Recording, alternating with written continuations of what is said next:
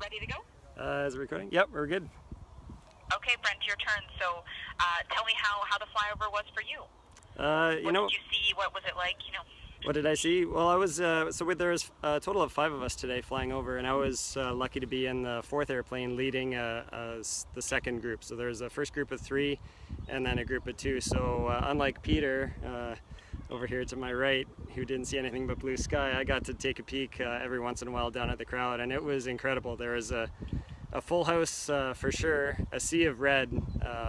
A lot of patriotic Canadians traveled a long distance to be here today, and it was really cool to fly over. I mean, we've done these practice profiles a few times already in the last week in the interest of our proficiency and for safety, but to see that sea of red down there causes us to be awfully proud up in the sky. That's fantastic. And for you, I mean, we did this big story before. You're from our area to be, going over to France, one of the pilots representing Canada over there. What does that mean to you? Well, to be honest with you, it's representative of how I feel as a Canadian. I don't feel like I deserve any of the luxuries that I've had as a Canadian.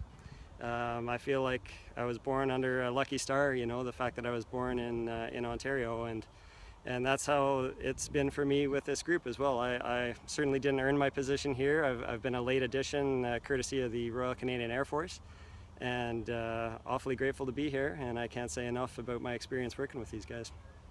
Actually, it's Peter, can I just correct that? He did earn his position here. He was selected from the Air Force, and he was the top pick.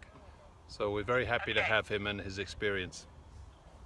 It's good to have a friend who can who can speak up there. Well, that is, and Brent, just before we go, I guess all of it would have been amazing, but is there anything that really stood out in this experience that you're really going to take with you?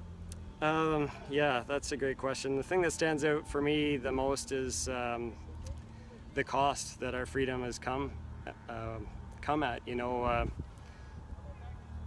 Without seeing the some of these burial sites with your own eyes. For example, we've made a habit of overflying this one at it's a French military cemetery called Notre Dame de Lorette. It's about 5 miles to the northwest of Vimy Ridge, and in this site there's buried at least 43,000 French soldiers from World War I alone.